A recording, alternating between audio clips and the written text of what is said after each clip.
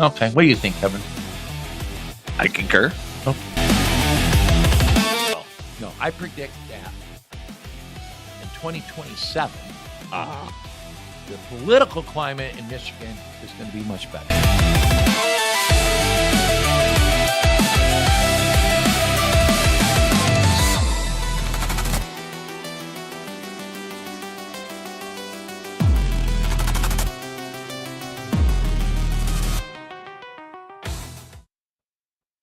What's up, ladies and gentlemen? Welcome to another episode of Stick to the Plan podcast. I'm Kevin. As always, I'm here with Russ. How you doing? It's another Monday. Comes fast. Kevin, it sure did. Yeah. I was busy last week, but not. I'm the same way. The last couple of weeks have been like that, though. I've been busy enough not to schedule a guest, other than we have a guest. Yeah, we have a guest. But right. I didn't realize we didn't have a guest till the weekend. And then we had, I don't know, some sort of meeting up here. I didn't realize it was. I asked our chief of staff, Chris Baird. I was like, Chris, you want to be our host, our guest tomorrow? And so Chris goes, yeah, I'll do that. Well, He didn't say it as enthusiastically as that I sounded. Right. But, you know, I appreciate the offer. But if y'all remember, Chris was our co-host for a quick minute. A month, 6 weeks, something. Yeah, when we were still downstairs. You know what? That was fun. Yeah. But where their problem lied, three of us in the show made it difficult. Right. Yeah, it did. And if you had a guest on, it was just chaos. It was chaos. And plus, all of us are talkers anyways. Right. And we were stepping on one another. And everything. Right. We were down in that tiny little room. That didn't help. That's true. We had no space. Hell, we weren't. How did that work? Because we met you. We were up here. No. We down there. I know when you were on the show, I know you were down there.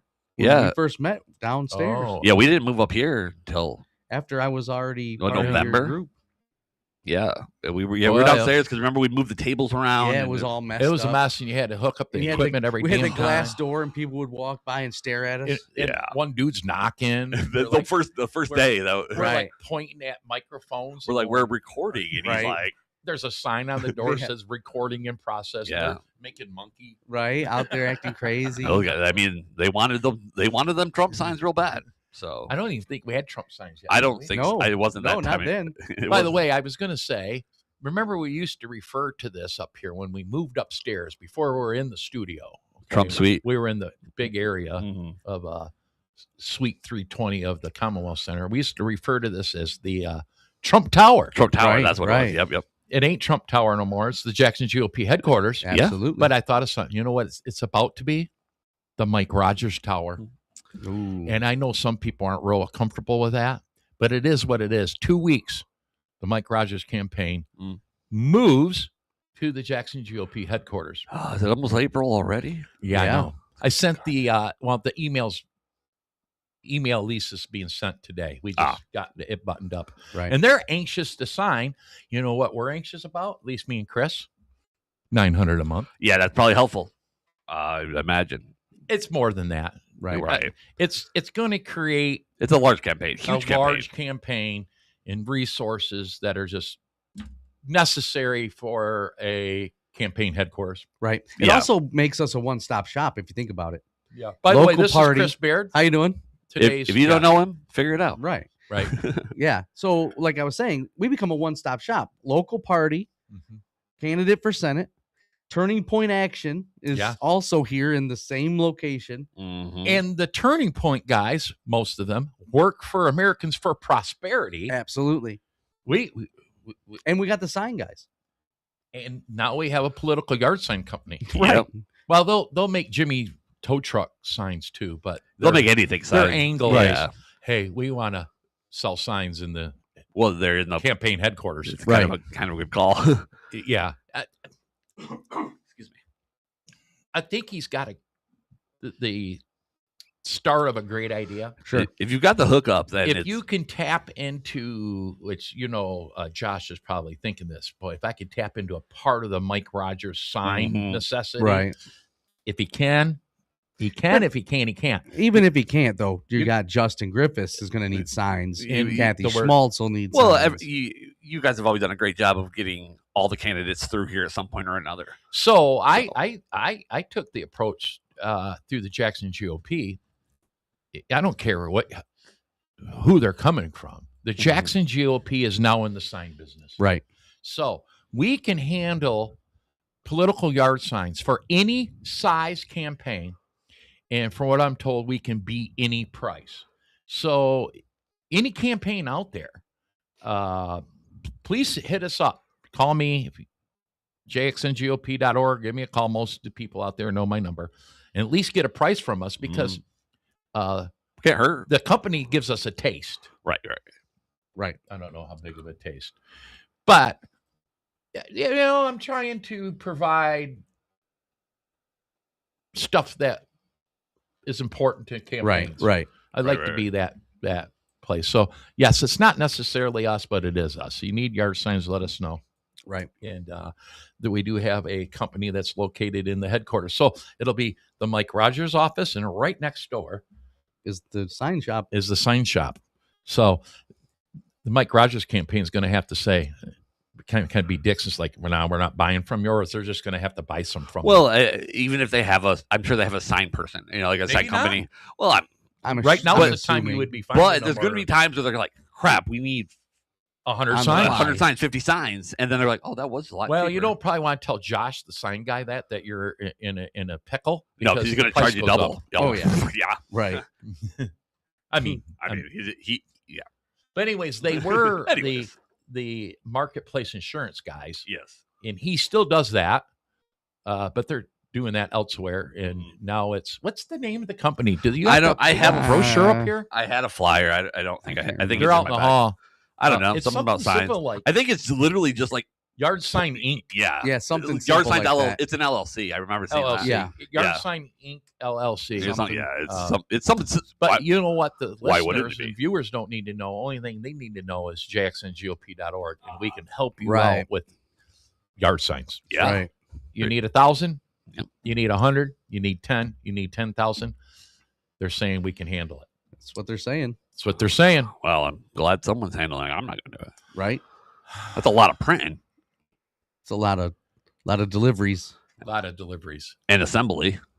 I mean, there's got to be some assembly involved with printing them. And I mean, I know they're usually separate, the posts and the sign. If he's printing, he's not printing on site. Oh. There's not a print machine at the Jackson GOP headquarters. He's printing off-site. He's just running a sales office from the Jackson GOP headquarters. Like the middleman almost. Mm-hmm. Yeah. Yard signs. All right, that's today's show. Thanks. Yeah, that's thanks for coming out. What'd you learn? Yeah, Chris. Yard signs. Perfect. There we go. Might as well go out on a high note. Yeah, right. It's only going to get worse from here, folks. It's all downhill from here. No, we're up. You asked what we're going to do today. Yeah, I don't know what the hell we're going to talk about. We were cutting it up pretty good prior to the show, so we might have exhausted all of our opportunities. Never. Now, you do that a lot, and normally I'm like, God, why aren't we talking like this on the show? And then you guys find something. We could talk about the Michigan marijuana industry because I've got some insight on that today. Since insight as in since I'm a township trustee in one of Michigan's largest marijuana townships. You had a long pause. I was going to be like, I'm not just a trustee. I'm a consumer. No, I'm not. I know a lot of consumers though, a ton.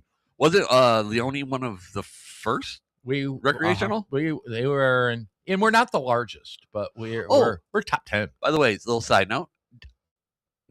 Matt brought up a good point, and I researched it, and we researched together. Do you know that Leone is nowhere near the biggest township in the state? An area? They're not even close. 56 miles. It's not even in the top 50. What Google machine you guys using? I checked every website I can think of. What it comes down to is it is the largest in Jackson County, and it's just like an old wives' sale. It's like only 56 square miles. Okay, most townships aren't 56 square miles. Yes, they're. By the way, I think it's 100 and some square miles. No, okay. Maybe your Google's not counting maybe thousands of acres of swampland. I don't know. I'm just saying. What was the parameters? There is no angle I could find, population, land size, anything where it's even in the top 50. Most townships in Michigan are pretty close to the same size. Ours is way bigger. No, it's not. Look at the map. You can look at the map. Okay, well, you've been looking at the wrong map. Your Google machine is broken. Maybe you need to update that. He's got an old map. One of them old Magellan maps. There's like 17 in the Upper Peninsula that make Leone look like a speck? I might believe that. My point here is we are not a normal size. We're larger than normal townships. They tried to make townships and counties the same size. Yes. They can't possibly do it. And then the counties are pretty close. Like if you look at Napoleon and we got that whole big finger that sticks way up north to Portage Lake. And I don't know the last time I've been to Portage Lake. Pretty cool area though. Are you looking it up? Yeah, I'm double checking it. Oh boy, that's going to be. There's going to be. I was screwed up by it my entire life. I was told there's going to be people upset. They're going to be like, "No, it's Blackman. No, it's Summit. No, Blackman's not even close. Population wise, Summit is the most populous township county. In the county, yeah. In the county. Anyway, go ahead. So anyway, back to the weed marijuana.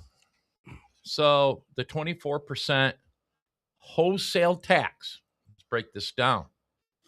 I'm a weed store and I'm going to buy weed from the wholesaler. That tax is levied then. Okay, it's up to the retailer if they're going to add that 24% at the point of sale. Right. Okay? So the store buys it, pays the 24%, then they decide if they're going to jack up the price or not. We know how markets work. Right. If your product costs 24% more, you're going to charge 24% more at the point of sale. Now, all the weed industry thinks the sky's falling in. It's going to end us all. Senator Lindsay, of all people, who lives on a border county, Branch County borders Indiana. And if you've come up out of Indiana lately, it's buy your weed, next exit, on and on. Right. Because they don't sell marijuana in Indiana. They do now in Ohio, but not in Indiana. He has legislation on the books to eliminate that 24%, right, which I'm not opposed to. I think Lindsay's point, yes, he's in a border county, but taxation is taxation. Yeah. And I get that. But my point here is today, in a study session we had prior to tomorrow's board meeting, one of the longtime Leone Township growers is opening a retail location. After all these years, they're opening their first retail location on a prime traffic area of Leone Township. And I, by law, can't tell you yet the location. I've told you guys personally, but I should probably do it. I shouldn't have posted it on the X. Oh. But my point here is the discussion went into, if it's not like some schmo says, hey, I'm going to get in the weed business. We're talking somebody that's been in the business and analyzes it, and they're still opening locations. Right. The sky's not falling in. I've always said from the beginning, yes, there could be a short-term impact on people buying retail product, but in the long term, they're going to come back. And there's multiple reasons. Yeah, you can grow your own marijuana. But by the way, I know guys that grow their own marijuana. It's a pain in the ass. Right. And it's not cheap. It's not like you're growing free weed. Right. It's a pain in the ass, and it costs money. It is cheaper. But out of convenience, people are just going to keep hitting the weed store even at 24% more. Oh, yeah. And then, so the new angle here, we had in Leone Township over the last couple of years, a couple of dispensaries say, you know what, we're not going to do the medical no more. Now they're all jumping back on the medical. Well, that's because the medical the is tax lower by the 24%. Right. So more people are running out and getting their card again. Right. And then now they can buy their product at the weed store under medical. They don't have to pay the 24%. So there's always resiliency in an industry. Yeah. Now, I don't know who these growers are. Maybe they're idiots. But that tells me somebody that's been a grower in the business for a while is going to take the step. And they're not buying an existing weed store. Right. They're taking an old business that's been sitting empty for years and spend a lot of money on to turn it into. By the way, the advantage of municipalities in the weed business in the city of Jackson is a little more stringent about it than, say, Leone Township, is there's requirements of what your building's supposed to look like. So we're taking old buildings and making them look nicer. The city is even worse, like that dispensary on West Ave. Yeah. But the city has tougher requirements. Oh yeah, well, there's the only one in the city, right? There's two. Is there two? The weed guys. I don't know where there was the cookies one. I know cookies went out. They went out. Then I don't know where. Oh well, you're talking about Loom. That's not Loom in the on city. West Ave. Yep, that's is it in the city? Yep. Okay, well that's the only one then.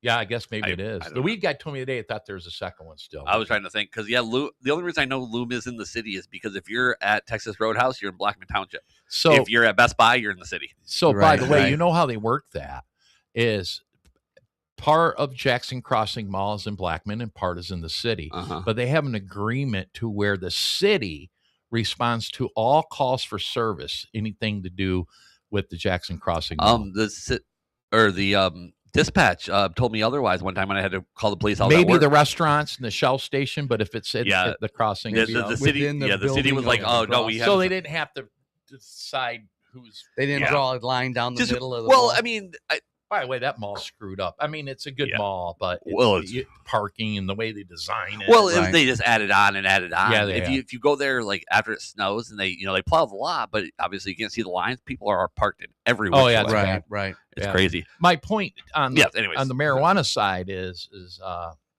in my opinion, good news is the old vacant building in Leone Township will now be redone. It needs to be done. It will be a marijuana shop, huh. and that's not tomorrow. Right.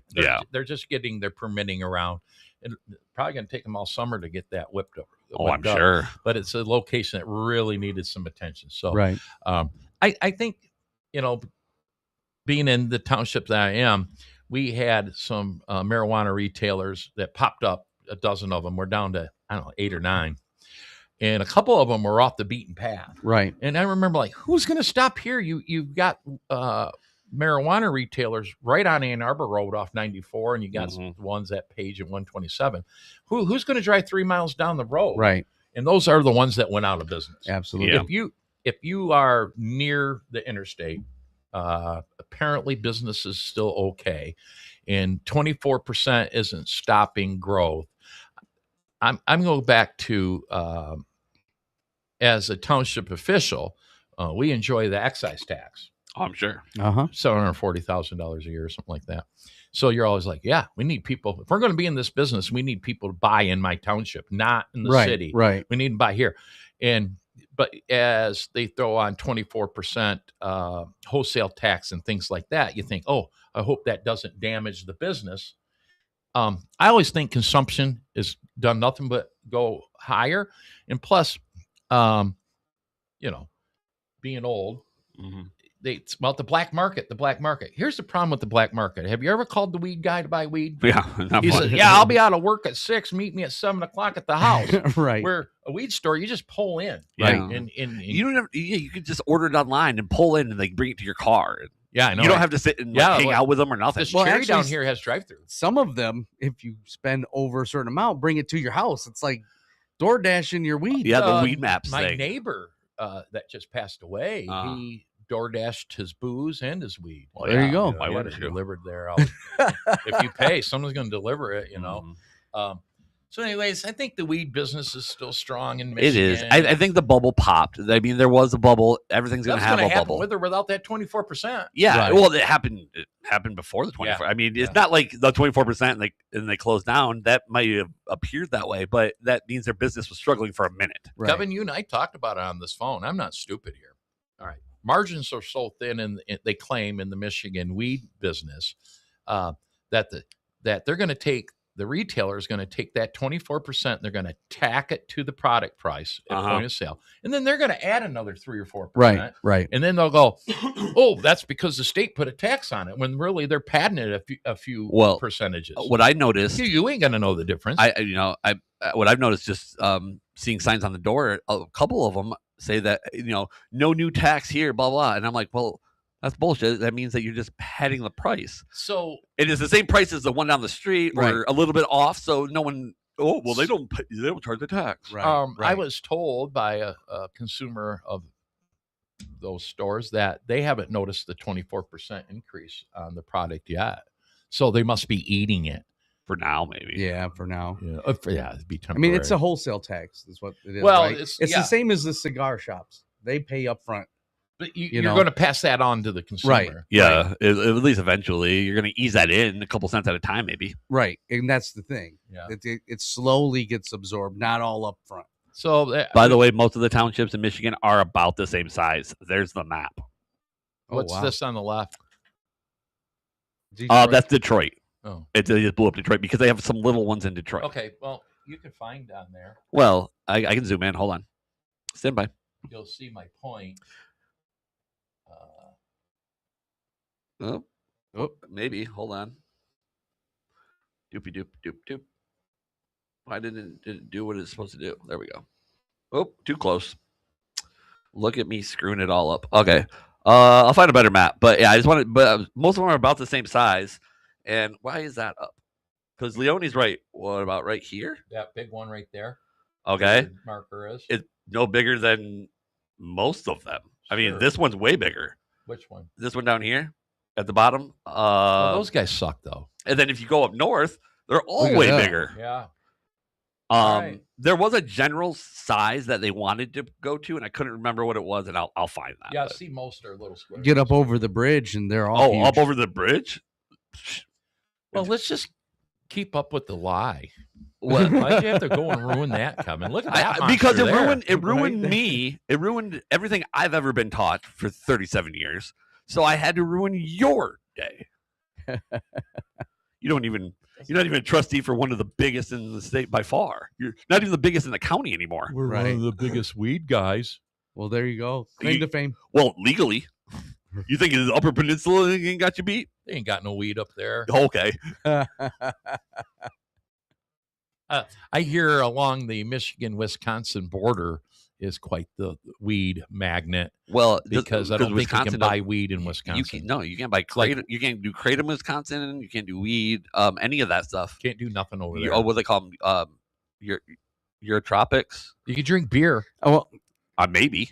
Well, they make a lot of beer in Wisconsin. I'll tell you, yes, and where Jack Daniels brew, or I know their distillery is a dry county. Yeah. So. But here's my weed story, claim to fame. Yes. Hey. We went up north camping, and my son was out with his buddies, and came back to the property owner and said, "I think I found your weed." And the property owner, old man, goes to church, real religious. He's like, "You're kidding! You're pulling my leg. I don't know what you're talking about." So my son takes him back there, and sure enough, it turns out to be the largest weed bust in the county history, and it was his nephew who went out in the backwoods way up there in Benzie County and started growing Been weed. doing it for years, and no one knew it. Oh boy, hadn't known until my son stumbled onto your son's a rat. Right? He probably thought he was going to get a piece until Chris's son is a narc. Could go in the weed business, right? So yeah, wow. It was the largest weed bust. Was that before you could grow your own, or yeah. Anymore though, you know, this was years ago. You take the medical end before recreational is in, and I knew old time weed guys, and we're getting into this business, and they would have their patients lined up so they could grow a certain amount of product legally. Right. Well, every single one of them grew way more. Oh, absolutely. You can't even gauge it. And it just gave them the legal excuse to be weed guys. Right. And, of course, then when the recreational got approved, it put them all out of business, many of them. You just stop at the weed store. But a lot of them, to help get the retailers up and going before the growers could get going, were selling their product to the weed stores, and they actually put themselves out of business. Oh, right, right. Yeah, but many of them were like, we can't sell our product anymore. And boy, let me tell you, I know a couple of them top of my head made a lot of money over the last 30 years selling weed. Oh yeah. Before medical and during medical.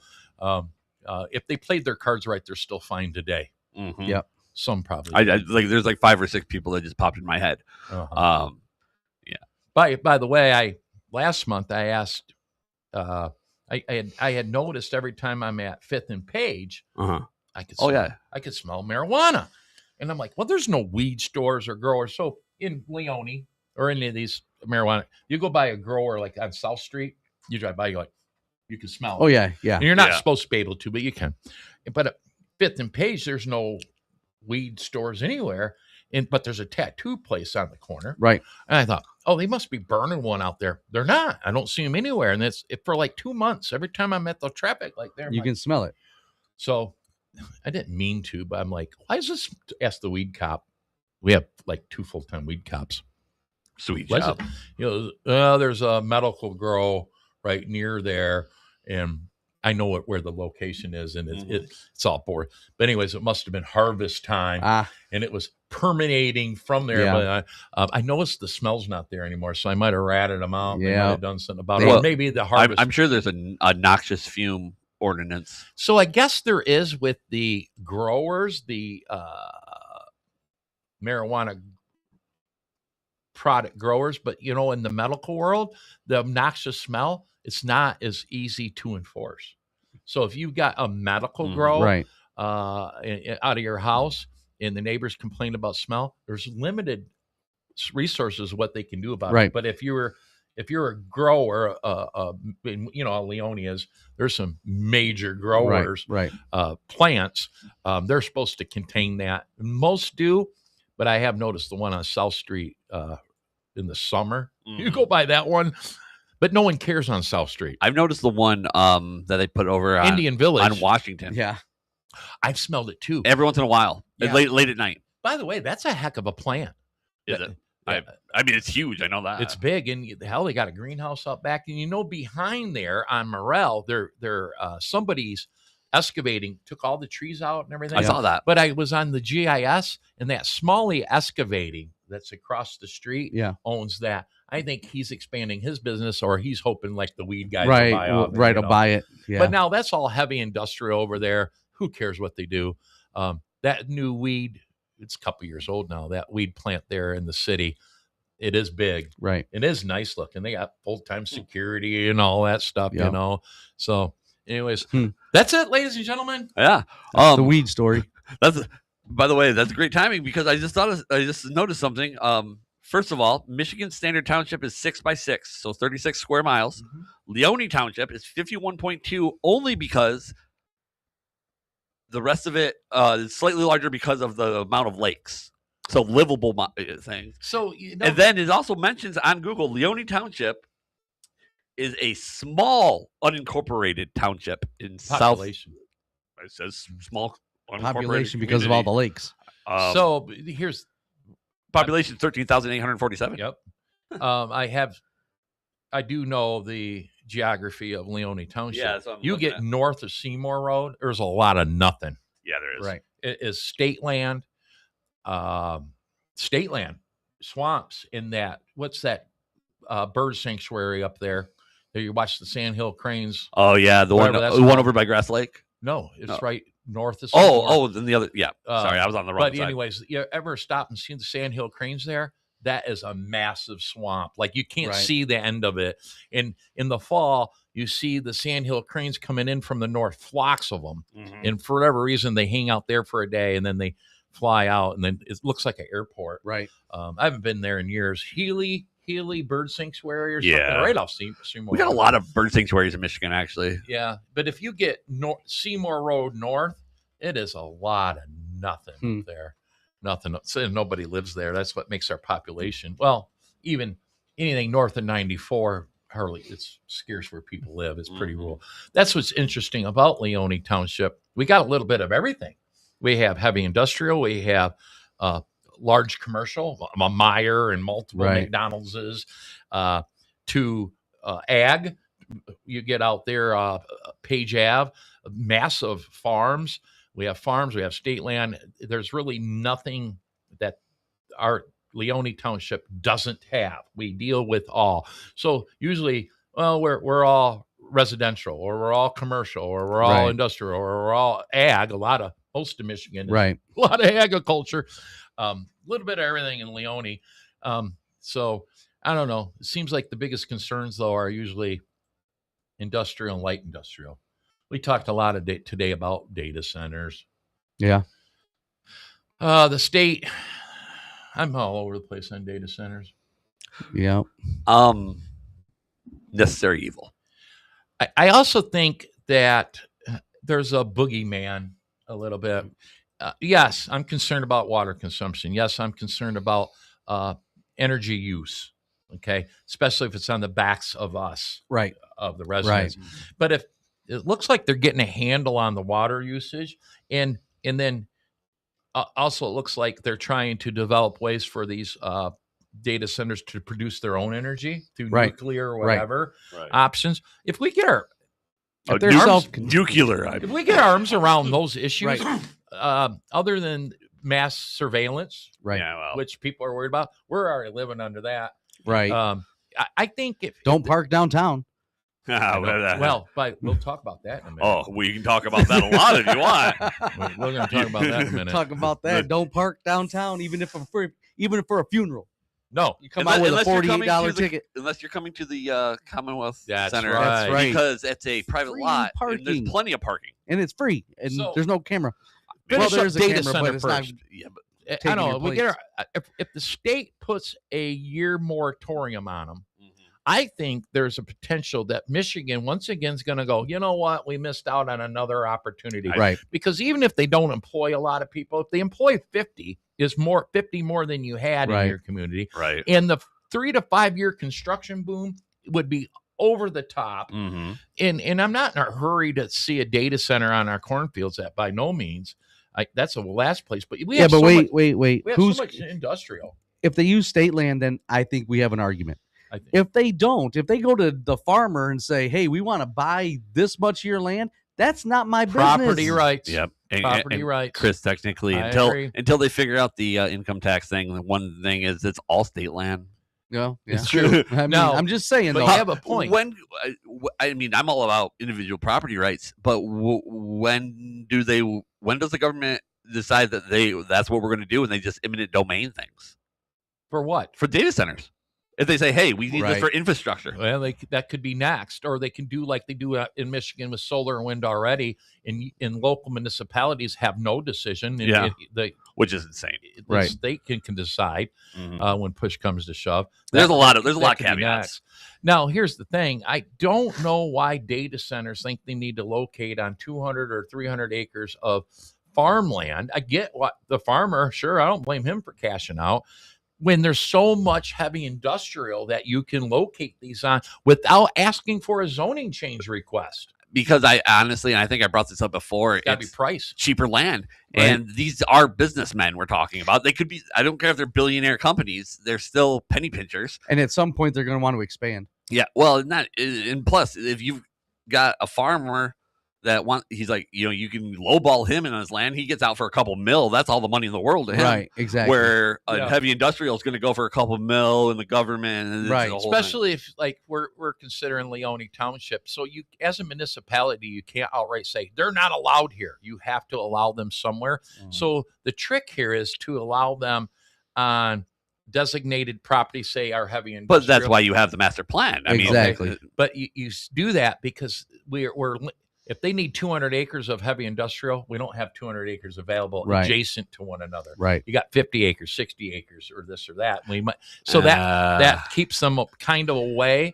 They want that 250. Now, not to say statewide, there isn't a ton of 250, 300 acre heavy industrial. I'm saying in my township, there isn't. Right. Well, but the minute you pigeonhole that, the price goes up. Well, I think that also you start worrying. That's when I at least in the future would start worrying about the eminent domain situation.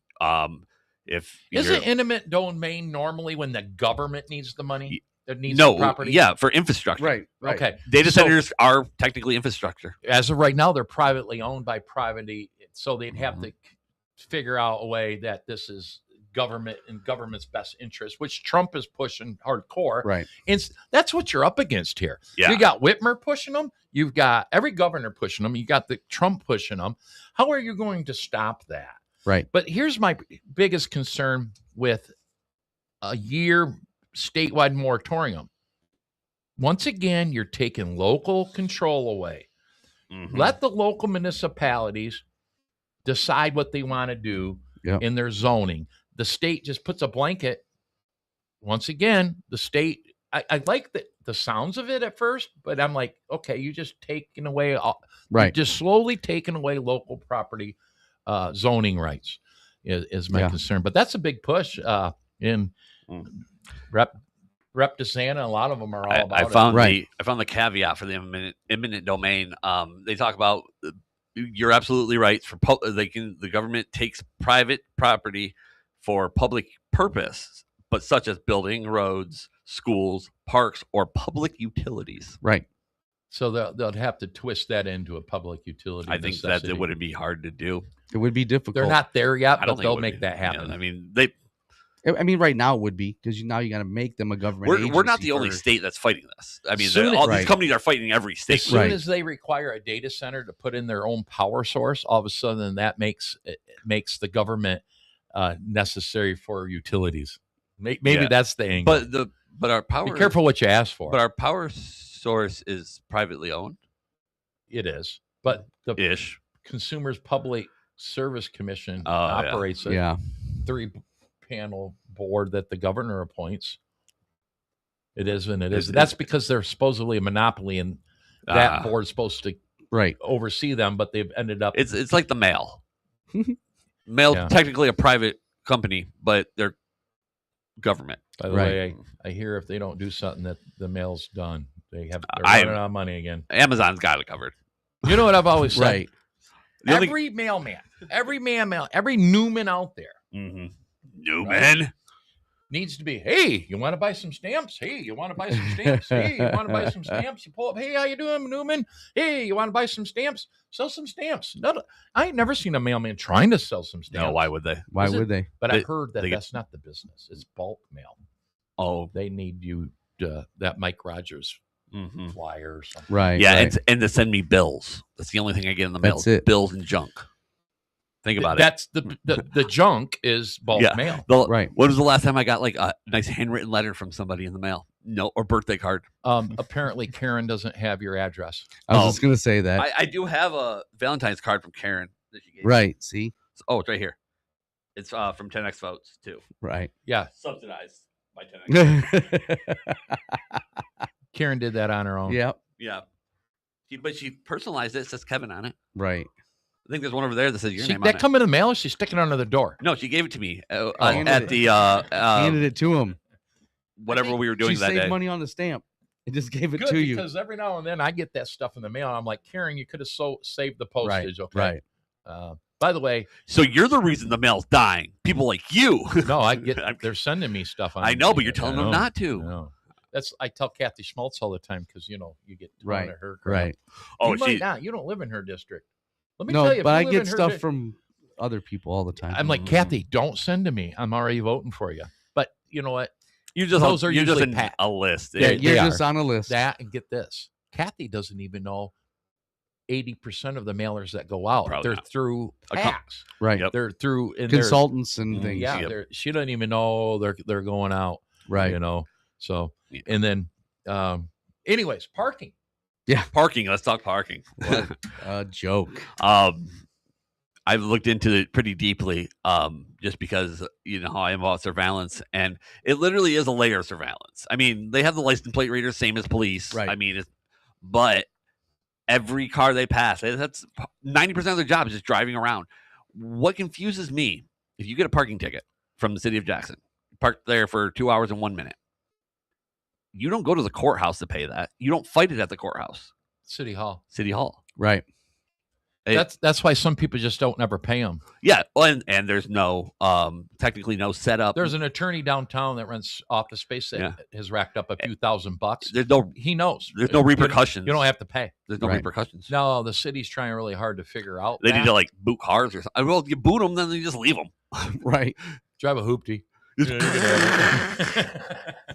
Right. No. So, all right.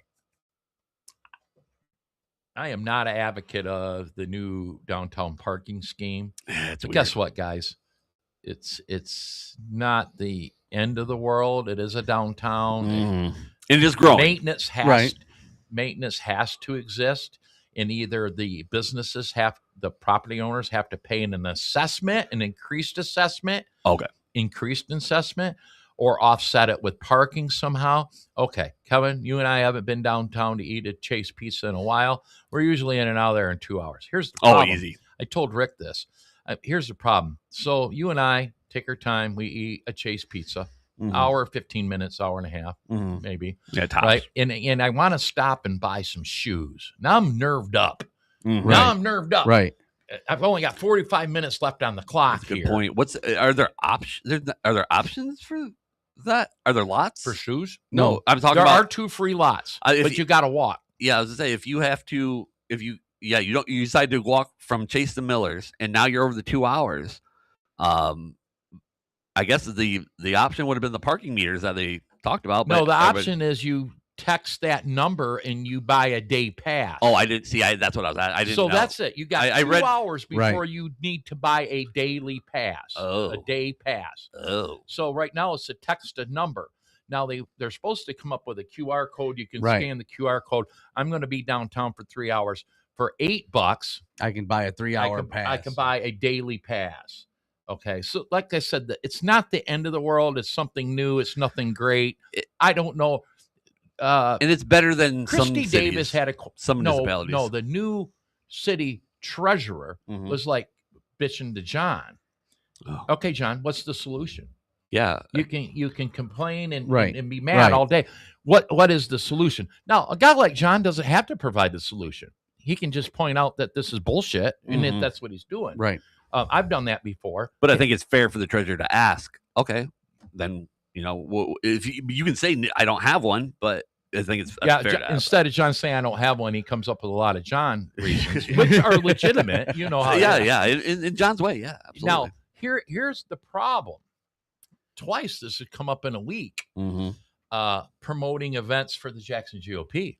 Hey, that'd be great, but I'm worried about the parking. That should screw you up. I'm like, wait a minute. We're at the Commonwealth Commerce Center and we have our own free parking and plenty of it. Right. So it's not only screwing business owners downtown, it's screwing those of us that have private parking to where people are just scared to come downtown. Exactly. What do you know about the assessments? I know that without this, they have an increased assessment, but will there be a decrease in their assessment? Because I know they're still paying an assessment. This. Currently, stay the same assessment. A one-time $2,000 hit or something, or $500 something, one time to get them up to speed, plus the parking. Right. So it's not like the business property owners. Let's be clear here, because you can own a business downtown and not own the you can lease property, or rent it, right? But the property owners pay the same assessment. By the way, and there's a mathematical equation to this assessment scheme. I call it a scheme. Like the Foundry. Yeah, that's where he pays the highest, and he's only open 2 days a week. Right. From 9 o'clock at night till 2 in the morning. He's got that giant lot. That's city owned, right? Sure. He has no lot. He has no private parking, but he has a lot of. He pays the biggest assessment. Okay. There's places downtown that are open at 7 days a week that don't pay. Miller Shoes probably gets assessed for 2 spots. Right. Okay. And they're open 6 days a week or whatever. So there's some sort of scheme. And yes, the Foundry's very busy. They fill that whole lot. He did say, hey, I'm only open 2 days a week, 4 hours each 4 day. hours a day. You know what? I think it was the mayor said, yeah, but you can be open 7 days a week if you so they're assessing him based on, you could do this, not what you do. Well, yeah, but then they'd be up his ass because they'd be cops to be down there 7 days a week. You ain't lying. But I don't know that. I think what's the solution to the assessment scheme is beyond me too. I don't know. Rick had a great point before they changed it. In the beginning, it was, by the way, it's free parking after 5 every single day and Saturday and Sunday. Right. There is no Saturday and Sunday. And they first came out with it. Saturday, they had the parking dilemma till 5 o'clock. And he goes, I was texting him and he's like, Russ, if someone wants to go to the Chase to watch a basketball game and it's at 2 o'clock in the afternoon, that's kind of hard to do. You're just going to go outside of downtown. Exactly. Next thing I know, they're like, yeah, the city's free. So just to be clear, anytime after 5 o'clock and Saturday and Sunday and holidays, there's no parking enforcement. Yep. Right. Yep. I don't know about holidays. Yeah, I just read it. Is the only reason I said it. No holidays. I don't know. No observed holidays. I do go back to the point, if you and I have lunch and then I want to do further business downtown. Right. Now I'm worried because I only have 45 minutes left on the clock, or I've got to pay $8 or whatever the amount is. $7. I just read it again. And you can't park overnight, which that's kind of always been the rule anyway, but that's another issue like we talked about with the Carp Carnival is so you drink until 2 a.m. downtown somewhere.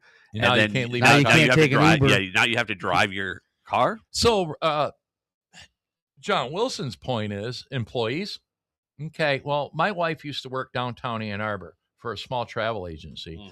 Her employer had to lease 3 spots 3 blocks away for $1,200 a month, and my wife and the employees had to walk. Right. The parking business might end up being the angle downtown. Probably. If there's any lots available for that. But there are 2 free lots. That's the one next to the Foundry. Yeah, it looks like the YMCA and the YMCA. And the YMCA. But Portland and East. 2 problems. They're always full. They're always full, and you got to walk a little bit. Yep. Yeah, they're not downtown. Like I wouldn't consider. I mean, it is the Y's downtown, not. The Y's not downtown. If you're going to the courthouse, it's all right. By the way, the courthouse, is that still free down there?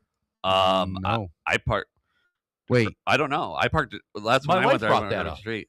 I parked in front of the courthouse a couple weeks back. And I don't recall seeing any. I parked over by across. Is the courthouse exempt? I don't know. It must be, because I mean, you're sometimes sitting there for a while. Yeah, yeah. What if? Oh wow, I didn't think about that. I mean, if your case takes forever, or you're on jury or something, and jury they have specific spot for you to park. I had a 2-day long divorce right hearing that literally was like 4 hours one day and 6 hours another. Right. So you're gonna get ticketed while you're in court. I got to worry about paying the $7 exactly, and attorney fees and child support and alimony and still get. So, anyways, let's somebody out there, John Wilson. How do they handle the courthouse? I'm checking that right now. I don't think I saw any signage out there. It's downtown. Yeah, it literally there's signage. I just noticed the signs that says like business or downtown parking enforced in the entire district. Right. Well, there's one right here by the parking garage. There's one right up the street by St. Mary's Church, but I don't recall seeing anything by the courthouse. Courthouse might be exempt. That's what I'm checking right now. So a lot of times it's the cops themselves that park on the side of the street, right. and then run into the thing. Right. They're exempt. Yeah. Well, what the city, because even if they have the county's not going to pay the cameras, were they just going to send them? Yeah. I mean, there's a lawyer. It's probably the lawyer probably throw it away. Yep. That's what I would do. I mean, the sheriff. Yeah. They're like, yeah, okay, we'll get right on that. Well, they could probably send them a letter like the insurance companies do for, they'll be like, yeah, we'll pay, but it's going to be when funds are available. Just deal with it. And people still accept Medicaid, even though that's a pretty typical thing they do. Jumping tracks before Chris has to get out of here. Yeah. Yeah. The Under the Oaks podcast. Yeah. Chris is going to be the March host. Yes, I am. And we had not lined up a guest yet. I'm working on it. But we're working on it. I've got announce who you want, or just leave it I'm just going to leave it alone. I don't want to put it out there. It'll be a local person. Right. There's a couple people I've spoken to. I'm just waiting to see who wants to jump on. The particular person I'm thinking about, I think will be a great guest. Yeah. Yeah, I hope so. So anyways, by the way, the Under the Oaks podcast is a specific Jackson GOP podcast. Right. That is pre-recorded just to accommodate guests, and then released the last Wednesday of the month. And this will be our third episode. Last month our host was Marcy Jankovic, and her guest was Doug Lloyd. Great show. It was a great show for Attorney General, and Marcy rocks. Yeah, she does. She does rocks. great. And then I did the first one, and who the hell was my guest? Justin Griffiths. Justin. Yeah. So we're going to try to get something a little more local this time. Griffith. Griffith. Yes, I had to correct that many times in your episode for the closed caption. There's no TH on it. Yeah, or Griffiths. I think it's Griffiths. You had said it. The closed caption kept picking it up on your when you say it as the opposite of whatever. Oh, the closed caption. I have it somewhere. Yeah.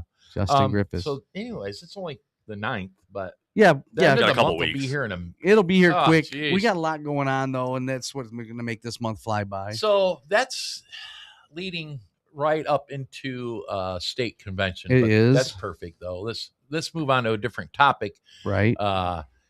So between state convention and primary election, it's going to free things up. A bit. There's a few things that we're going to be doing right here coming out of the office that we had to deal with, Mike Rogers will be here campaign April 1st. I don't know at what level on April 1st. I know they're going to start paying then. Right. But I expect, May. Yeah. They were going to have some real campaigning going on. Yeah. Things are going to start ramping up.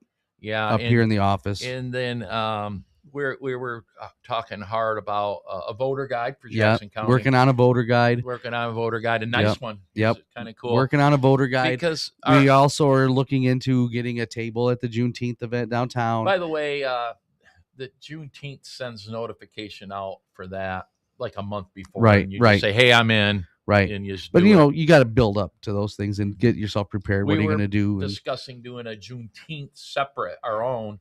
Right. In the parking lot, but the Commonwealth couldn't accommodate where we wanted to locate. And so we're like, we got so much going on. Right. You were better off just it's a 1 day thing, maybe 2. Right. Throw a booth and give out free bottles of water. Absolutely. Absolutely. And then I've been asked to be on a local podcast. Yeah. Prisoners to Painter. Mm-hmm. That airs like weekly. And it comes across my timeline. I have watched a few minutes of it here and there. Normally, people fresh out of incarceration that have turned their lives around. Drug addicts have turned their life around, which is all great. And it's not the kind of podcast I normally watch. But they had Amador Yabadar. By the way, I don't know how to pronounce Amador's last name. The chair of the Jackson County Democratic Party on the show last week. And the next thing I know, we're arranging for me to be on there. But I think that's a great way. That's good. I said to you, Chris, I was like, maybe I would assume most of the people that watch that podcast don't normally look at Republicans in the best light. Right. Exactly. I say assumption. It's true. But, I'm a normal born and raised Jackson guy. Right. And I jokingly said, I'm a born and raised normal Jackson guy, and I really enjoy Jackson style conies. Right. I'm no more true Jackson than anybody. And that's why Amador and I get along so well, is he's born and raised, he's a few years older than me. And boy, believe me, we are politically not aligned. You work the same job. Yeah, that's another thing that makes us in common is we stay away from topics that we know I'm not going to change his mind. He ain't going to change my mind. Right. But we have a lot in common. Born and raised in Jackson. He is retired 27 years from the Michigan Department of Corrections as a lieutenant. And of course, I got my 10 years as a corrections officer. And I was watching the show, Prisoner to Painter podcast, and he talked about how he kind of screwed around in his 20s, different jobs and this and that. And he's a third generation correctional officer. He didn't want to go, but you started having kids. It's like the family business at that point. And Chris, as well as I do. So I was young. I was 21 years old, but this was 1989. Yeah. There was no other jobs in Jackson. No, there wasn't. And it's still hard to find a decent employment in Jackson that isn't prison related. Yep. The problem is even the prison isn't that great. No, it sucks now. Right. Exactly. It sucks now. Exactly. For what you have to do. Yeah. But so anyways, me and Amador, we're good with one another. I wouldn't say we're best buddies. We're not going to invite each other over for barbecue. Then again, you never know. But you might make we have a lot in common. Right. And that's really what it's about at the end of the day. Politics is one thing, but at the end, we all have things that we can find in common with each other. So, and I'm hoping that's why my guest that I'm reaching out to is going to get on. She's here. a good one for that. See, we're already spilling the beans. I'm not. It's just a little sprinkle, to make sure you want to come back for more. We've the old white dude Republican is changing, thankfully, and we have to shake that stigma, right?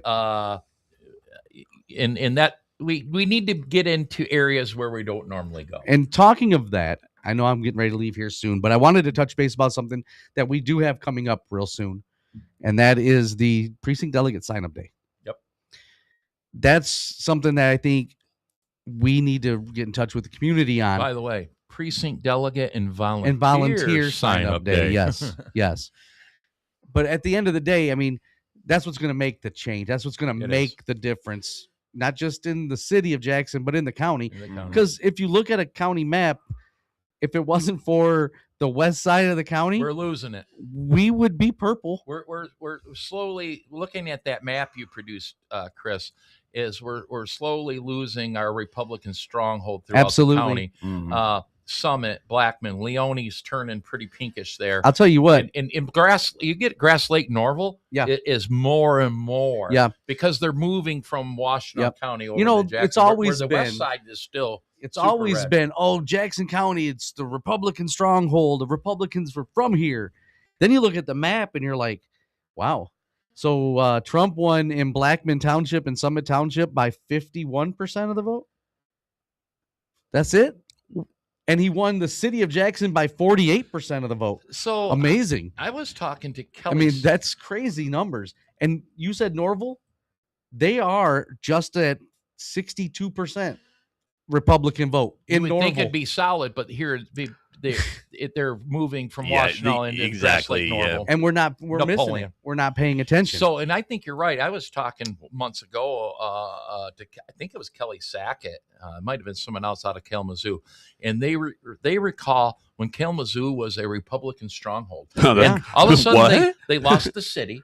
And then they lost a township, and then they lost another one. And now it is totally a blue county. Right. And I often ask Blackman Township, Commissioner Snell, should you be worried about it? Commissioner Shotwell, should you be worried about it? Summit Township, things like that. When should you start worrying about it? And they don't seem to be worried about it as much as they should be. And I don't know why. When you look at the numbers, reality is it's not thousands of votes. This is like 500 votes in some of these townships. That's the difference. So we need volunteers and delegates that want to come out and work to help get Republicans elected. Mm-hmm. So instead of looking at the downside, oh my God, this county's or Summit Township is almost purple, or I mean, is almost blue. We could be hopeful for the city. I mean, Trump won 48%. So if we get more volunteers and delegates in the city, and we flip the city, then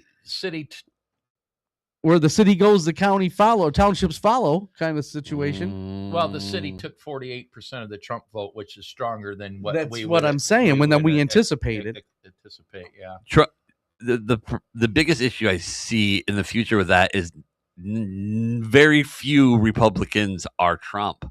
Trump did pull a large amount of the minority vote, of the Latino vote, of the woman vote. That's true. And I mean, if it was, that was the last data. I'm just thinking in the long term. I didn't know the city that Trump took the city. He didn't. He didn't. He lost he got 48% of the vote. Closer than I thought. I thought it'd be a lot worse than that. I thought it would be. That makes me wonder. I don't want to give away something here, but you take my township, Leone Township. We jokingly say, well, you can't win unless you're a Republican. I'm thinking if a Democrat said, I'm going to run for trustee, they'd have a pretty good chance of maybe winning that. In Leone? If they went out and worked it. I know in Summit and Blackman they would. I mean, we kind of saw the opposite of that this last time around, because there were a few Democrats that ran as Republicans and they didn't do well, a Republican did win, but the Democrat that we did have ran as an independent and got crushed because he was afraid that he had no chance of winning as a Dem. He'd have had a better chance running as a Dem than he would have as an independent. Probably. By the way, where I live, I will never go down that road to suggest somebody run for independent. You ain't getting shit. Right. You ain't getting nothing. You're wasting your time and money. Right. And, at the risk of being called a rhino or whatever, when you look at the numbers, a moderate Republican or a moderate Democrat, they stand the strongest chance in Jackson County. Well, they stand the strongest chance anywhere. But in Jackson County as a whole. I was saying, if you look at, even on the federal level, how many independents or third parties in general sit in even the Senate or the House, there's a few, right? The Bernie Sanders of the world, right?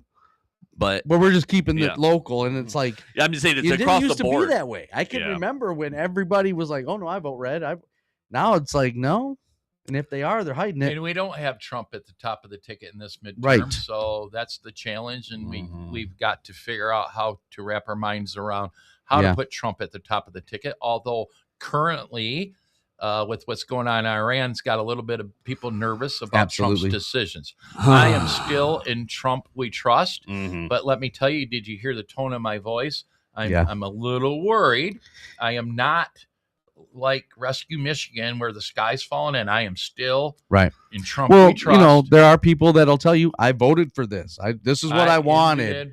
Victory through strength. See, I've heard exactly the opposite. I've heard that I voted for no wars. This isn't what I wanted.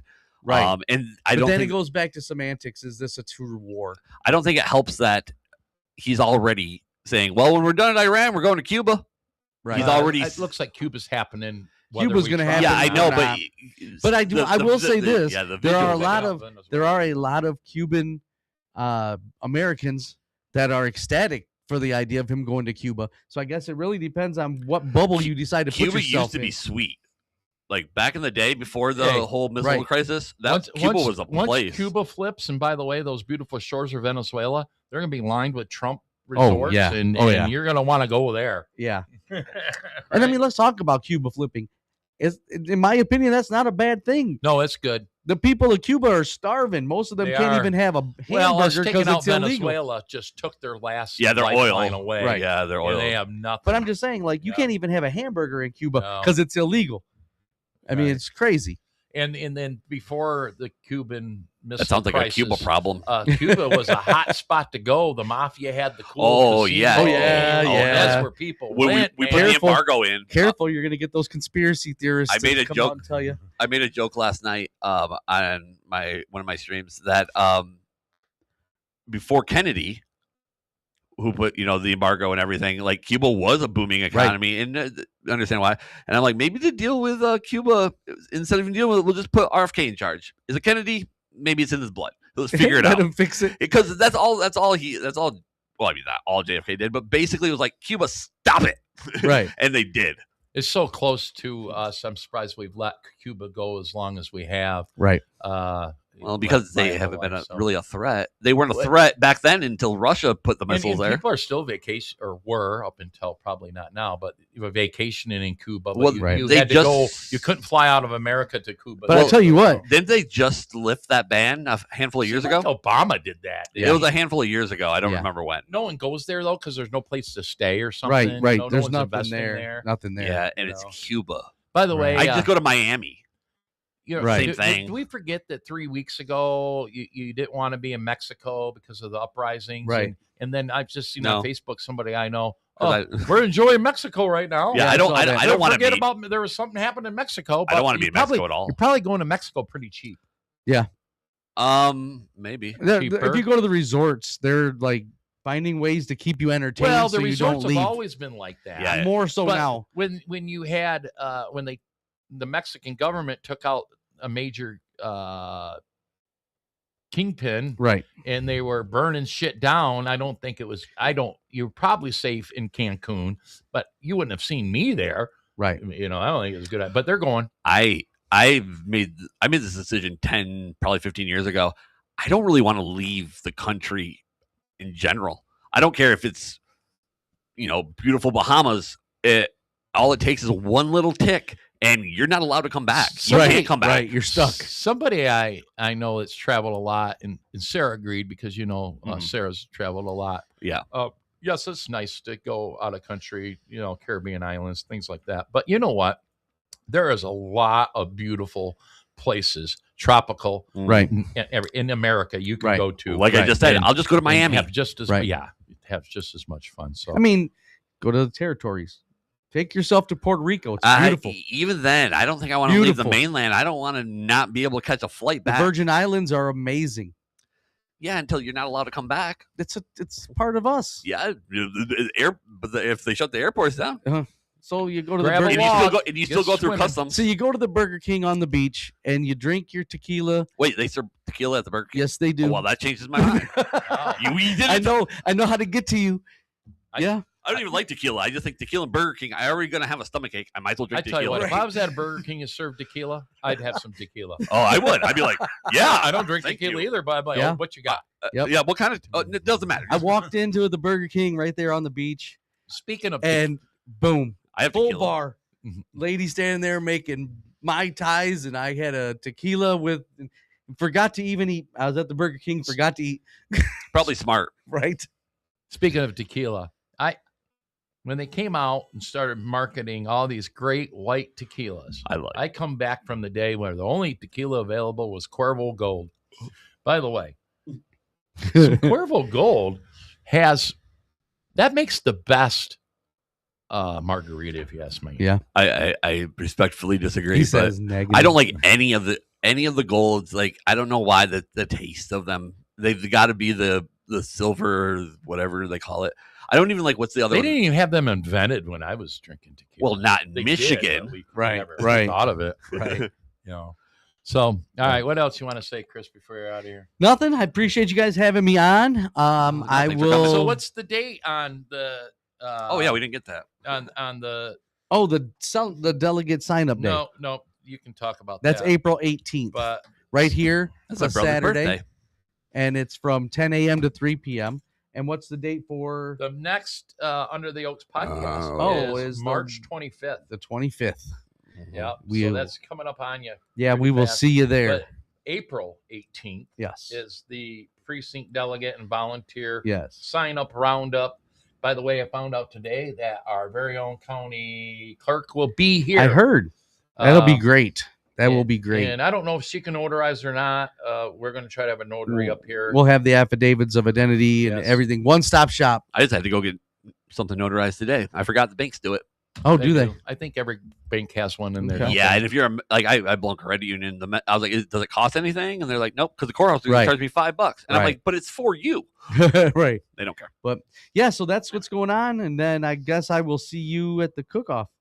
Oh yeah, when is that? The chili cook-off. 21st. 21st. That's coming up too. We're up to 6 contestants. I'll work on tomorrow, getting maybe 2 more. So let's see, myself, Commissioner Snell, Commissioner Walls, Commissioner Baird, State Rep Kathy Schmaltz, and our very own Senator Lindsay. By the way, real quick, the tornadoes in St. Joe, all right, where the Union City, all that, and of course that is Senator Lindsay's area. Yeah, that's Steve Cara's area. Yeah, they got hit hard. I did see where we were just down there. Congressman Wahlberg was on the ground yesterday with Senator Lindsay, telling everybody, please stay away from now. We appreciate you offering help, but wait another day or two, and then there's ways you can contribute to help, but they don't need you swarm in the area. They got rocked over they there. did. Yeah, I heard about it. Yeah, they did. They did. And those pictures, wow. Yeah, crazy. Yeah. Stuff just disappeared. I heard the national weather warning or whatever on the radio. And they're like, if you're going anywhere near Union City, watch out. Yeah, and what's crazy is that no one predicted it. It was one of those rogue storms that no one saw coming. It's a tornado. By the way, no, but I mean, they were watching. They were very good at predicting tornadoes. Well, they were watching a storm front that was out west that was supposed to hit Michigan later in the evening, and that thing just popped up out of nowhere before anyone could even. And it was get a line that extended right up to Rives. There was tornado warnings in Rives. Yeah. That line went Rives in Jackson County right down through Calhoun into Branch County. Yep. Absolutely. Real quick, do you want to know if you want to go to the courthouse how to park? Yeah. All right.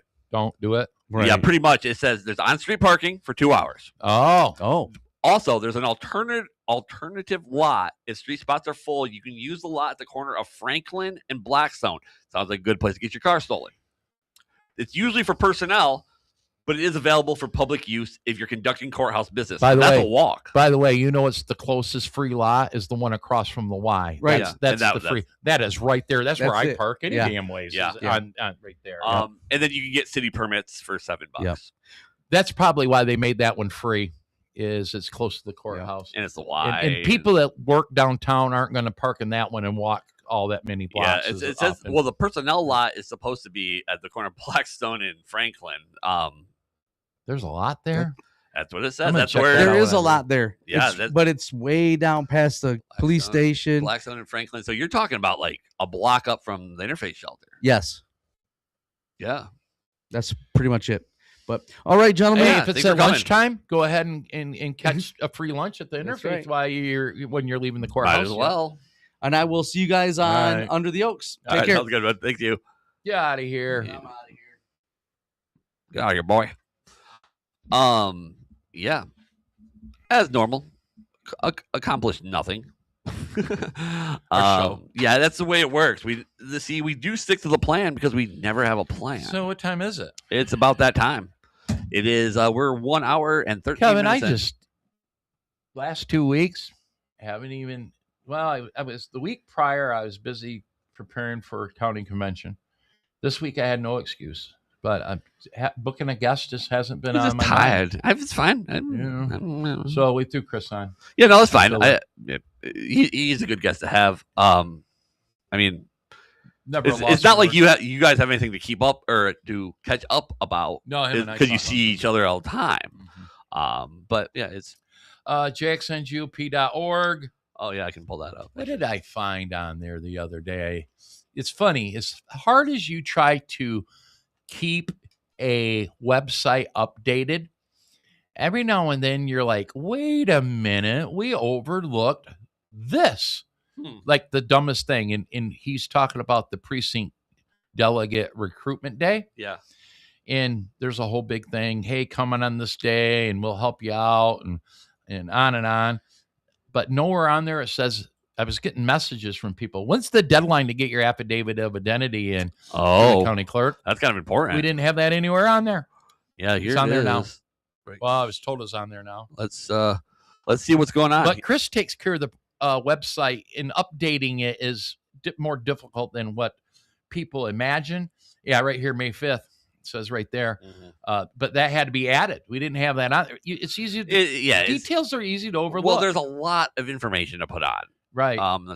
So that's why you go to a lot of websites, and I have experience with many different county websites, and most of the better ones keep a website updated pretty well. Some, boy, you see stuff on there 2 years from ago. Well, because you have to have someone dedicated to always working on it. If you have an employee that does it full time, then those are the ones that you see kept up that are really, really good. And there's not many of them. And when you run into volunteers, it's tough. Yeah. And Chris is a volunteer, and he does the best you can. I have a hard time keeping up on my website, and my website is really not much of anything. So I've been trying to tell everybody for a year. Mm-hmm. People often will say, well, we didn't know anything about it. Well, we're trying to create a scenario where you can't use that excuse. Mm-hmm. I know it's dinosaur, prehistoric in a way, but our primary communication is through email. Mm-hmm. So if you're a precinct delegate or you want to be active in the GOP, we need your email address, mm-hmm. and you need to check that often. People don't check their emails, especially old people. What's crazy is that I've seen a swing there for a while. Email was, a lot of young people, old people weren't doing it. Then it became all old people, young people. I had never checked my email for probably 10 years. And then now I check my email religiously every day. And, it swings back and forth. Because you have things going on where it's necessary to do so, maybe. Maybe, but it's not like I have more things going on email-wise than anyone else would. I just tell everybody, I honestly think a lot of times people need to, email, social media, we're all over it. Mm-hmm. We even do podcasts, for the love of God. You've got Karen sending postcards out. I used to say, we are communicating with you under every circumstance short of knocking on your door. Mm-hmm. And you're doing that too. And when I said that is when Karen started, we started investing money in stamps. And that's why people start, if we got your correct address, mm-hmm. You're getting these postcards, thank you cards, notification cards. We're trying to do everything we can, but I can't stress enough, just jump on the website once a week, once a month. Everything you need is there. But what happens the other day, people were, hey, Russ, what's the deadline for affidavits for precinct delegate? And I want to be like, check the website. Yeah. Thankfully, I checked, and it wasn't listed on there. And you're going to run into that regardless. But you try your best. Now, here's a problem with remembering to do a website. We don't have an app where it's just on your front of your phone. You have to remember to go to jacksongop.org. Mm-hmm. Personally, I just Google Jackson County Republican Party every time I need to be on. Honestly, that's the way I always, anytime, I don't know what it is, but anytime I go to the actual website on the web browser, it throws an error at me. There I was getting, if I Google JXN GOP, I can click on the link and it pops up. I have better results by Googling Jackson Republican Party. I personally do myself too. I don't know why it does that, but it might just be I don't use my phone to do. My point is why would people want to? It's maybe easier instead of remember jacksongop.org. You just think, oh, Jackson County Republican Party. You Google it, it pops right up. Yeah, no, absolutely. And I've had better results with doing that. And once you do it once, it's gonna get used to it. I think what you need to do is, why is that still on? But what you need to do is find some kind of draw, that incentivize them to check the website every week. I don't know what that is. So you know what I do? So daily we're on Facebook and even my personal Twitter. Anytime I post something with the Jackson GOP, I provide the link. That's everything. Fair. Get this. I've noticed a lot of organizations don't realize that you can provide the link. You don't see it enough, but I provide the link. It could be the dumbest thing. I'll put the link in there because then you just push the link. I noticed with my other shows, especially, I post every day when I'm on, and I get better viewership when I post and with the link where you just click it instead of going to Rumble. That's how I've jumped on your show. Yeah, before. I mean, that's how I'm not going to search for it on Rumble. Yeah, I know that. Like, oh, it's on my newsfeed. Yeah, let's see what Aunt Sue isn't searching for it on Rumble. She's clicking on my Facebook. Right now, Rumble's really good about. So if you subscribe, you get those notifications. Is it? Yes, it's pretty good about that. Also, since Rumble is a non-algorithm based website, like YouTube is all about the algorithm. So a lot of stuff gets buried. If you subscribe to something on Rumble, it's going to pop up right on your front seems page. like if you subscribe to anything on anything, you should just receive it. But but you don't. But YouTube is just like, well, you watch the cat video, so we're going to show you 50 of those. I found the trap the other day on some reels where I was watching some Bill Maher. A Bill Maher one clicked on. Bill Maher's okay to watch. Just some clips. Yeah, and I watched one. Better to watch. Let me tell you, I've had a week of nothing but Bill Maher clips pop. Oh, I imagine. And of course, then you watch the second one and the third one, and the fourth one. The next thing you know, I must be the biggest Bill Maher fan on the planet. See, what gets me, especially on Facebook, it's really good about jumping around where it'll be like, all right, I clicked on a Bill Maher and then watch a couple of them. And the next thing you know, I'm watching this fat Asian lady by her pool. And I'm like, how did I get here? I don't know. Right. But I'm an hour and a half in. Because I watch a lot of farm videos. Yeah, I just want to try to. So I go from Bill Maher to a pig farmer. Yeah. But by the way, that Bill Maher cracks me up. He is funny. He does not care who is on his show. No. He is going to smoke a blunt. Yeah. It's part of the thing. Mm-hmm. It probably is. He does not care. Yeah, I saw him with Laura Trump. Neil deGrasse Tyson. He's kicked back, smoking a blunt with Laura Trump. Laura didn't care. I think Laura Trump's probably cooler than you think. Yeah. I mean, come on. But it kind of cracks me up. He you know what? Lately, I've noticed like Bill Maher, and then he was interviewing someone else. A lot of successful streamers or people like a Bill Maher have nothing to do with their own Twitter or Facebook account. They do not pay attention to it at all. Oh yeah. So you got to think about how and where do they get their information? Mm-hmm. And they have one. They're lurkers. They'll scroll through them. I think someone else is doing it for him. He says, I haven't been on mine. He does not participate. He's cut off social media. Well, he is part of social media, I mean, it's hard not to be. I've ran in lately. There's been a lot of people in that realm who have cut off social media, but they're still relevant with information. My point here is there's a way to still obtain information without thinking that we have to be totally always on X or Facebook or whatever. And we're all there. I do a lot more Facebook than I prefer, and I'm on X every single day. Mm-hmm. But you know what? You can get information without being on those platforms. Yeah, and you know the answer to that, and that's watch the news at night. That sucks too, though. That's the problem. And which news are you going to watch, and which news can you trust? You take my Facebook algorithm; it provides the news that it thinks I want to see, and I sort through the bullshit, and you'll jump into a link that you do like or whatever. Facebook is pretty good about throwing local stuff at you. They like to do local stuff a lot. I don't know. Social media does suck. Yeah, I honestly, 95% of my news comes from independent podcasts. Yeah, and I mean, it's only hop, skip, and a jump away from mainstream media. It's very biased. I see some people get their news from X. To me, that depends on what you want to. They go by algorithms too, and well, think about X. It's the Wild West. You don't know what kind of bullshit somebody's feeding you. X, however, does take big news stories and creates articles. If you ever go on X and it says like trending news or whatever, that's something that they scanned all of X and put on everybody's thing. Like, for example, the X for the last 24 hours or so has been about someone named Chad Zumock going on a racist rant on a podcast. Do you know who that is?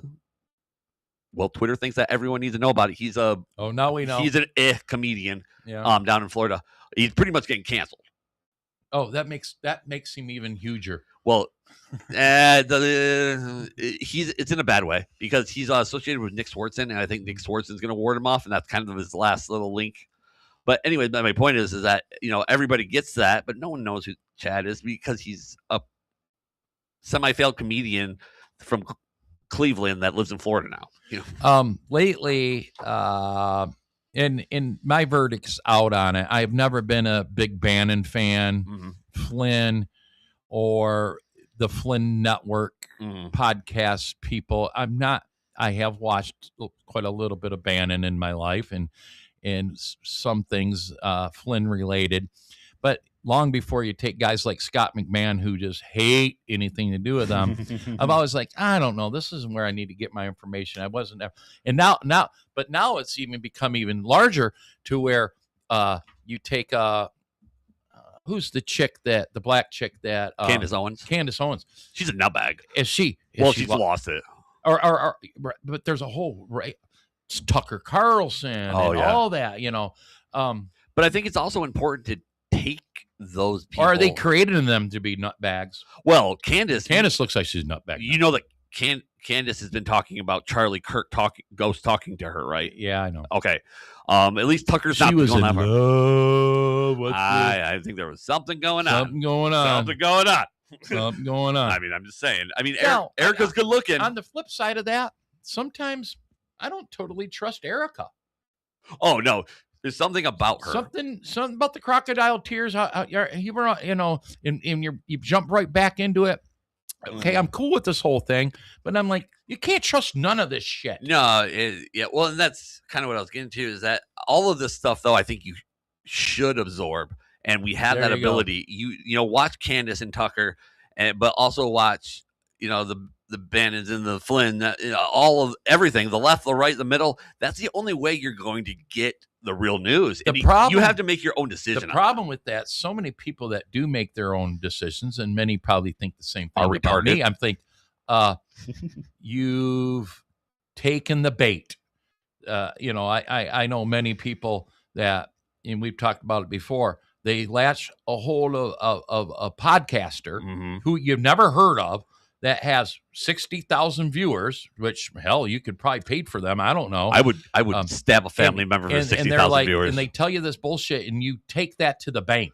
Well, because that's what you want to believe. There's a phenomenon, and I think it was maybe Rogan. I often watch shows where I want to believe that, but that doesn't mean I totally believe it. I think it was Rogan. There was one of the big podcasters has a psychologist on and talking about the phenomenon with podcasters, how it's more personal than your nightly news, or it seems that way. It's almost like you're inviting them in your house, like that's somebody you trust and when really and truly it's someone like me just sitting. Yeah, but how many podcasters are there? And you're just randomly. I like this guy, so I watch him. 7 million on Google Podcasts right now. Yeah, exactly. But then the exact opposite, you watch, I can't even think of any podcasters on the left off the top of my head because I don't watch them. But, you can watch, I like watching Bongino. Do I trust everything he says? Hell no.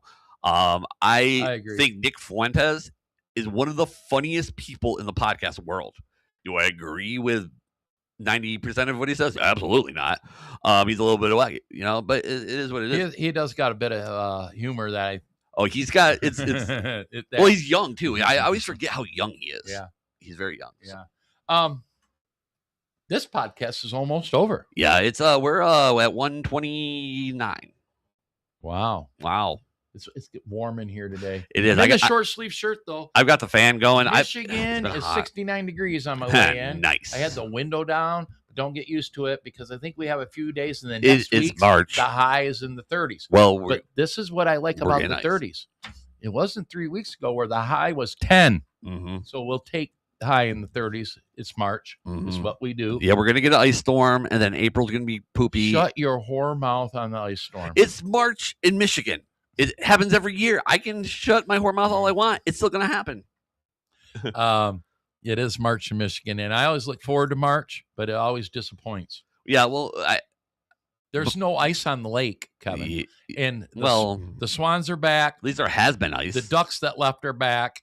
The coots are around because they stop and I saw sandhills crossing the road the other day. Sandhills are back. Red-winged blackbirds are back. The robins, of course, are back, and those are all good signs. And when you live on a lake, you like to see the ice melt. And I woke up this morning, opened up my blind. It's still dark, and the moon was shining on the lake with the ripples. Yeah, oh yeah, it's pretty lit. It was good to see. Yeah. The only thing is I forgot that they changed the freaking daylight savings date. Did you get caught in that trap? I woke up Sunday morning, and I was like, "What? Like, why is it bright out?" Like, I was like, I didn't like wake up. Like, I went to the bathroom, and then I hadn't changed the clock on my stove, and so I'm like, "Oh, it's like 5:30 or whatever." And then I look at my phone, and I'm like, "Wait a minute." So it's funny. But I'm used to working that. I fell for it too briefly. So I went to bed knowing that we would be springing forward at 2 a.m. I didn't have that. And I woke up and my phone had changed. And I'm like, wow, I slept in. That's really cool, Russ. You know, I'm always excited if I slept in an extra hour because I rarely do. Right. And so it's like 7:30. I'm like, oh, that's pretty late for me. But I go out to get a cup of coffee and the coffee is still brewing. And that should have been on an hour ago. And, you know, you're all sleepy. Your head's all messed up. I'm like, who the hell left the faucet on? And I'm messing with the faucet. And I'm like, oh, why is the coffee brewing now? Because I didn't reset the coffee maker. So, yes, I did fall for it too, but only in the morning briefly. And then mine was brief, but I didn't go to bed thinking about it. Well, I fell asleep. Yeah, I did. And anyway. And I'm like this. You didn't lose an hour. We just adjusted an hour. I just think we should just stop all of it. I'm not trying to save candle wax. I agree. I don't care which one, but I prefer to just leave it where it's at now, yes. Not the fall. Well, technically, the real one is in the fall. Yeah. Well, yeah. The Eastern Standard Time is right. what we were on the Saturday. One we don't like. I prefer to keep it on this one. Yeah, I agree. And I think we probably would. They've been talking for years about doing that. Nobody does nothing. Yeah, they just is there like a commission that is in charge of that? Like the Time Commission? Kevin, I have a great marketing idea for our podcast. Uh-oh. That you and I do not participate in time change anymore. Just stop doing it? You and we don't need to be anywhere, right? No. And we just... And so when we say 2 o'clock, we mean 2 o'clock Russ and Kevin time. Yeah, here's the problem is that eventually... we're going to be late for an appointment. Well, that or people will be like, why weren't you on today? And I'm like, I was on today. And they're like, no. And then I try to explain Kevin time. And the next thing you know, they just go watch another show. Which they're probably doing anyways. At this I can't lose any of you. We got to hold on to all 8 of you. 3 right now. We don't have viewers live. No, we're this is a rewatch. Last week I didn't cut any clips. I'm like, why am I going to cut any clips for Russ and Kevin? Yeah, last week was kind of a weird show. I might cut a couple clips this week, just if there's some sound bites with me and Chris. I have to some events coming up. I have to do some clips for Rumble. They pay me extra now to do that. So all right, do you know how find out about stuff at the Jackson GOP? If you go to that handy dandy website, JacksonGOP.org, that's or the one. Guess what? The Google machine, you just type in Jackson Republican Party, and there it is. You'll get this guy. And then You get Ronald Reagan and Abraham Lincoln right on the homepage. I don't know. This organization called Michigan Forward reached out to me, and this young man wanted to meet me. Michigan Forward is a big organization statewide that helps candidates in tough seats, and they will be permanently knocking doors in Jackson for Kathy Schmaltz. So it's probably a DeVos thing, Michigan Forward. I think I'm not it is. Familiar with it. You can't win elections without them, so it is what it is. True. And some people hate me for saying that, but it is what it is. Well, it's like until the grassroots comes up off their money, we. Well, actually, that's exactly what I was about to say. That and that's like the people that say, "Oh, I can win without money." By the way, the grassroots, some of them are the tightest people I've ever seen. They totally don't want to spend a dime, and they want money taken out of all politics, and so do I. But guess what? There's no answer to that, and you can't. Yeah. So, in order to win elections, you have to spend money. So there is an answer. You figure out how to do that. There is an answer, but no one likes it. You gotta close it all down. Karen Wooten has a suggestion, and she doesn't like it either. You close it all down, and then the government, that's the part we don't like, funds campaigns by saying, guess what? This campaign, you make it to the general, you get this $500,000. This each of you got $500,000 or whatever the amount is, or you can only raise this much. But but what they do when you say campaigns can only raise so much, they use the dark money. Yeah, that's going to start. Well, that's the problem. It's going to create more corruption. Like I said, what's the answer? We don't want the government funding our campaigns. Well, I think the biggest thing along that track, but if, like I said, closed caucus and like closed primary stuff like that would eliminate a large chunk of it. Because you wouldn't need money to as much money to. I think you wouldn't close primaries, but closed caucus would change the game. But guess what? They would just spend tons and tons of money on the precinct delegates. They wouldn't target general public. They would just be. Yeah, well, they wouldn't have to. That's what I'm saying. That you should, and I guess really all they should be doing is campaigning to precinct delegates, even in the current. That's what's until you hit the primary. That's what's kind of fun about this upcoming state convention is the delegates get to choose the candidate for SOS and AG. And most people sitting at home don't realize where that candidate comes from because they do get to vote for those candidates in the general. But my voting Republican neighbors, they don't know where that candidate until this from. Year. I knew it, but I didn't realize it. You thought the SOS just did driver's licenses. Well, yeah, I didn't know there was so much of that. Let's get out of here. By the way, we're out. So do we? What is the 20? Oh, we'll be back on, but the 21st is the chili cook-off up here at the Jackson GOP headquarters. Yep. Guess what? There's plenty of free downtown parking. Yes, we are located in beautiful downtown Jackson. And we have plenty of free parking. You don't have to worry about 2-hour limits or nothing. And by the way, it occurred to me, Kevin, if I was the Commonwealth Center, I'd be all over it. I would be all over it. You need to move your office and your business to the Commonwealth Center and stop worrying about parking assessments. Stop worrying about parking for your customers and your employees. Move your operation to the Commonwealth. There's plenty of space and it's inexpensive. I agree with that idea. Retail's hard. especially for business owners. But my concern is we keep telling people free parking at the Commonwealth Center. How long before we have to pay for a guy to go out and make sure people aren't just parking? And then now we have nowhere to park. By the way, Jesse's going to have to come up out of that booth and keep a track on people parking for free. I would suspect. I don't. If it gets to a problem, they'd have to. It's the largest privately owned surface lot in downtown, so there's not going to be a problem for a while. But I thought of that. Well, I mean, 1 or 2 people parking technically could be a problem. I mean, now I'm just thinking because now you're not as close to the door, and your rent's going up because they have to hire a parking attendant. No, that's Jesse's job. You really think they're not going to hire? Well, so then we don't have security in here. They come in the front door. He's checking the parking lot. If Kevin, you and I are a bit of promoters in something that I think the Commonwealth has ignored, which they're busy, they're doing other things. I'd be promoting like crazy. Here's the thing: restaurants and retail, it might be difficult in this building, unless you have specialized retail. Restaurants, I don't know. But my point is, if you The have cafe an did well. attorney's office or whatever, all those offices downtown, and you're worried about parking, move your crap to the Commonwealth Center. Yeah. They have plenty of space. It's a beautiful building. Not that we need more, but if you do hair and nails, apparently it's a lot of hair and nails up here. And there's one political party. By the way, I wonder how those Democrats are holding up with their. I wonder what their assessment looks like. I hope they don't. Oh, here. Bikes. That's all I'm going to say. You know what? Maybe the Debs need to go right next door in the suite next to us. We'll have arm wrestling competition. Yeah, we'll share a wall, and that would suck. I mean, it would be hilarious. It's great content for me. It works for me. If you're drinking, liberals are fun to party with. I said it before. There's a price, though. There is a price. Anyways, yeah. So that's our time. I'm gonna go with. I hear my mechanic tells me it's expensive if you blow a tranny. I've heard that. I mean, both.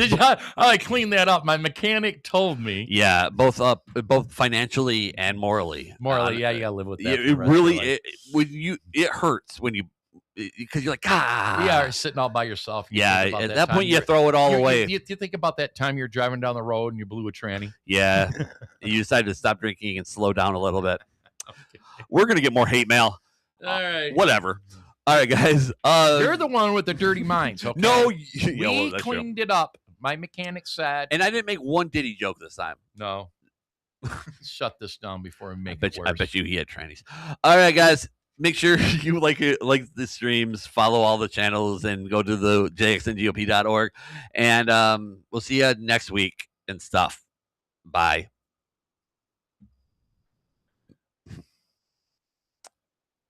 Come on. Rumble.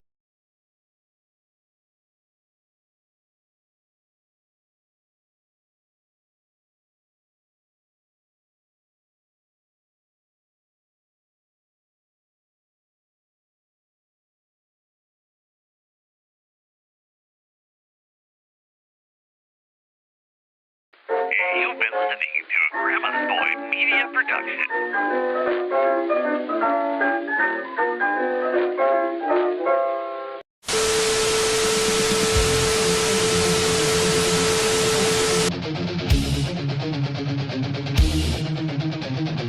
Welcome to the Stick to the Plan podcast.